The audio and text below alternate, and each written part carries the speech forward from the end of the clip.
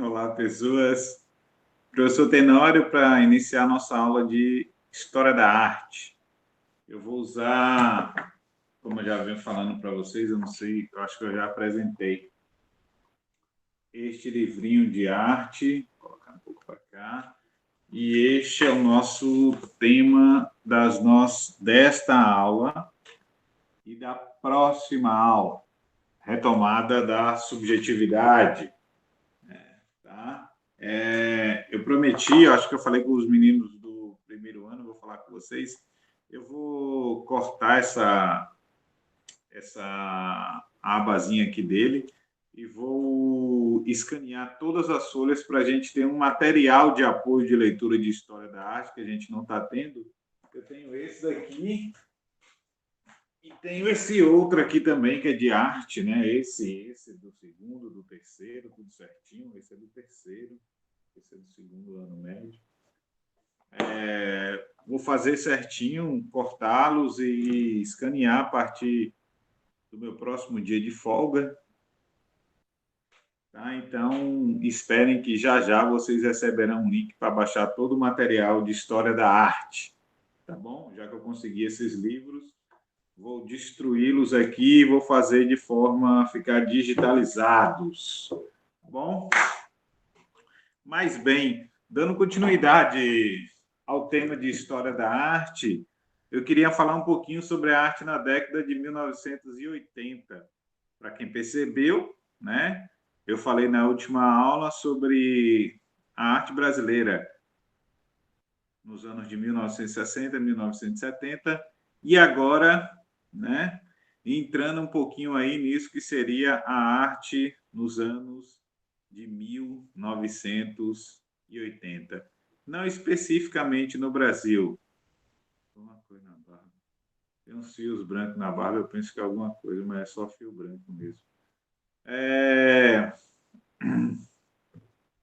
Então, eu vou falar um pouquinho. Essa será a primeira de duas aulas sobre a retomada da subjetividade, ou seja, de um princípio íntimo dentro da arte que eu quero comentar com vocês. Então, vamos lá, né? Deixa eu fazer a apresentação de tela. Eu já falei isso umas 10 vezes, mas, gente, olha, estou gravando pelo meu celular e estou utilizando a tela do PC para gravar os slides e a aula. Eu faço a aula lá, né? Entro e me convido por aqui e me gravo. Então, por favor, viu? Se tiver alguma coisa, me avisem. Ah, professor, tá baixo. Ah, o senhor tá bonito demais. Não sei o quê. Blá, blá, blá. Essas coisas assim. Tá bom? Vamos lá, já tá. Bem, a retomada da subjetividade, né? Eu comecei aí, tanto imitei o livro, já que o livro apresenta essa obra magnífica da Ana Horta, chamada O Casal. Então, retomada da subjetividade, o que seria isso? Bem, dentro da década de 80, o que nós iremos ter é uma reviravolta nos aspectos sociais, ou seja, há uma grande transformação que é iniciada no mundo a partir da década de 60, principalmente com os movimentos chamados contraculturais, né? Movimento hippie, toda uma invenção que a gente já estudou aqui relacionada à juventude e todos os parâmetros relacionados a não somente, né, isso, mas ao feminismo, que também nós iremos comentar, e todas as transformações que a vida social irá sofrer.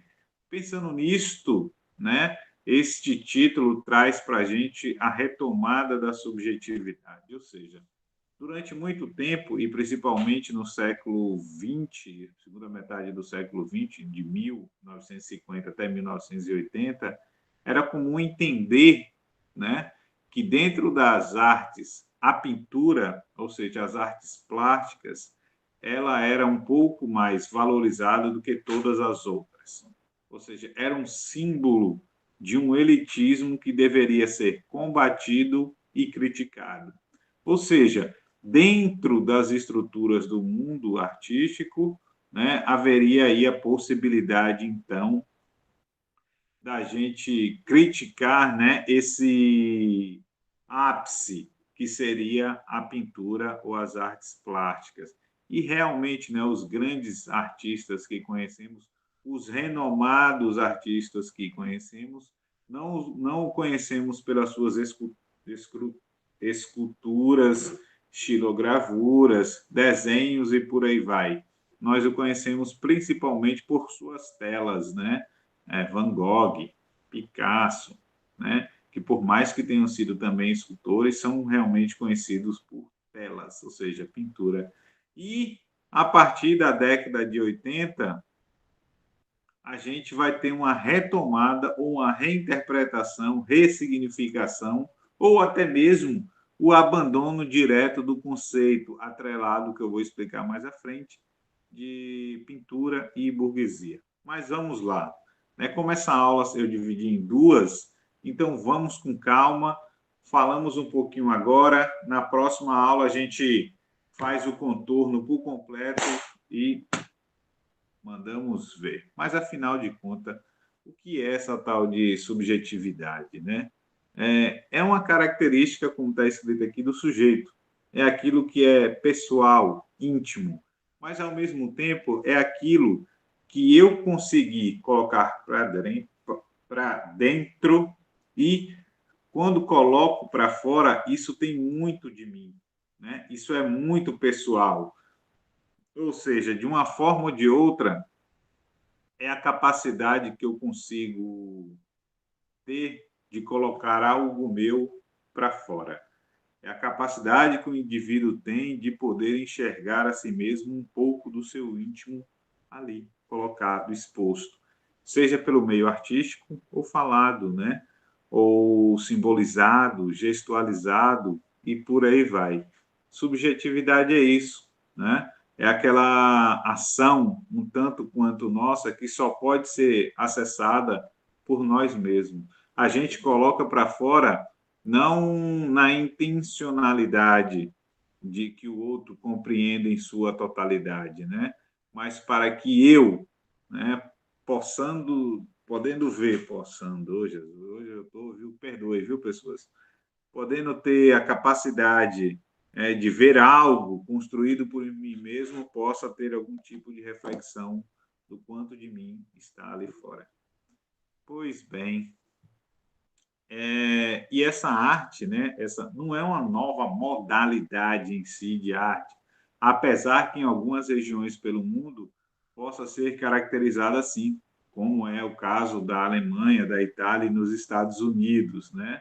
Mas, na verdade, é um período caracterizado dentro da pós-modernidade que tem como principal ponto o sujeito, o indivíduo, né? Não é à toa o que mais caracterizará essa retomada da subjetividade é o padrão globalizado do indivíduo. E que indivíduo globalizado e pós-moderno é esse? Segundo o nosso autor, essa ideia de um indivíduo globalizado perpassa primeiramente por um indivíduo narcisista, hedonista e consumista. Não é à toa que eu botei essa gifzinho aí de um cara se paquerando, se achando o máximo. Ou seja, é uma nova modalidade, é um novo jeito de ser, né? É um novo mundo. Os anos 80 realmente inspirará muita coisa, não é à toa que leva o nome de pós-modernidade. O historiador, né? Tem um historiador muito famoso chamado Francis Fukuyama, né? Um autor, na verdade, historiador não, um autor chamado Francis Fukuyama, que escreve no final da década de 80 um livro chamado O Fim da História, né? Já trazendo essa perspectiva do que seria essa pós-modernidade, esse fim da modernidade, onde não existiria uma mais história. E por isso os homens e os indivíduos em geral estariam transformados em indivíduos globalizados. E indivíduos globalizados, sem identidade, que têm uma identidade constante em modificação, traria alguma dessas características como algo inato ao seu ser, principalmente a essa sociedade consumista, né? que encontra no narcisismo uma forma de, e no consumismo, né, uma forma de serem aceitos e principalmente incluídos, porque consumo nesta sociedade pós-moderna indica muito exclusão e inclusão. Se eu posso consumir ou não posso consumir, eu frequento, eu ando, eu falo, eu consumo algo diferente daqueles que podem ou não consumir. Beleza? Pois bem, em algumas regiões do globo, né, esse momento se denominará, como na Itália, como transvanguardia, ou seja, a superação da vanguarda ou dos princípios, né, daquela velha vanguarda europeia. Já na Alemanha, na Bélgica e Holanda, isso receberá o nome de neoexpressionismo, aí lembrando já esse expressionismo alemão, e nos Estados Unidos denominará de neo-expressionista, ou seja, essa nova forma de expressão que tem na pós-modernidade, no sujeito pós-moderno, a sua figura central. Né? Pois bem, é uma arte caracterizada pelo retorno do gosto pela pintura, como eu falei há pouco. Né? A pintura na década de 80 ela vai ser retomada como algo benéfico, né? Algo que possa colocar para fora tudo aquilo que o indivíduo está sentindo, e não mais atrelada estritamente ao conceito de burguesia, de quem está numa elite, seja uma elite financeira, política ou artística, né? Já que o termo elite não denomina especificamente sujeitos que têm uma bonança financeira ou muito dinheiro, por assim dizer. Não. Elite pode ser uma elite política, pode ser um cidadão comum, né, que não tem recursos, mas ele é a elite naquela comunidade, é ele que está no topo, é ele que está no topo intelectual, então ele é a elite da intelectualidade e por aí vai. Bem, nós temos que lembrar que dentro da ideia de subjetividade, subjetivismo e subjetivo, a própria pintura subjetiva é uma das únicas formas de subjetivo, de subjetividade aceita. Como assim, professor? Nós temos que pensar que quando você se coloca muito para fora, ou seja, que você demonstra muita personalidade, isso incomoda o seu meio, né? Você ser, por exemplo, não convencional a esta sociedade consumista, hedonista e narcisista, você pode parecer um tanto quanto chato, um tanto quanto grosso, ignorante e por aí vai. Ou seja, isso é de você. Você é assim. E se você é assim, isso é algo subjetivo. Logo, a nossa subjetividade não é muito bem entendida nesses círculos convencionais da sociedade. Mas quando você coloca isso em forma de arte, isso é muito bem quisto e até mesmo, né, desejado. Pois bem, bora lá. Um desses pontos da década de 80 e da subjetividade, né, é a própria ascensão de uma arte feminina e feminista. Por quê? Eu trouxe até esse quadro da Andrea Tolaine, artistas brasileiras que eu coloquei aqui, viu, seres humanos? De uma forma ou de outra, né, começa a surgir muito fortemente, não que não existisse antes, né, como uma arte de mulheres, mas uma arte feminista, que tem como propriedade, né, a ideia de se sair daquele lugar menor que a mulher estava enquadrado dentro das artes, ou seja, uma mulher objeto ou uma mulher artista que tinha muito ou muita propensão a desenhar determinados elementos, né? Elementos do lar, elementos de paz, elementos de tranquilidade, né? Em relacionamentos, e isso vai mudando radicalmente, principalmente, né? Com a consolidação do movimento feminista a partir da década de 60. Na década de 80, esses papéis, essa distribuição dos papéis sociais é muito bem mexida, né? Pelo menos discutida, e isso nem mesmo a arte sairá ilesa desse grande momento, dessa grande discussão. A gente poderá enxergar muito facilmente que existe sim uma nova estrutura, e uma estrutura que traz, além desse olhar único da mulher, ele vai trazer também a mão que cria. Não é mais uma mulher objeto, mas um objeto, né, que tem a mão, o olhar da própria mulher, ou seja, é uma outra visão. E é isso que nós começaremos a ver na próxima aula, principalmente em termos mundiais, artistas como Yoko Ono, né? E no Brasil, a Maria X, né, que é também uma personagem um tanto quanto excêntrica da arte brasileira, e nós estamos vendo aqui uma demonstração, né, de fotografia da nossa artista Ana Maria, né, que ela é ítala, brasileira, ou seja, nasceu na Itália e se criou por aqui.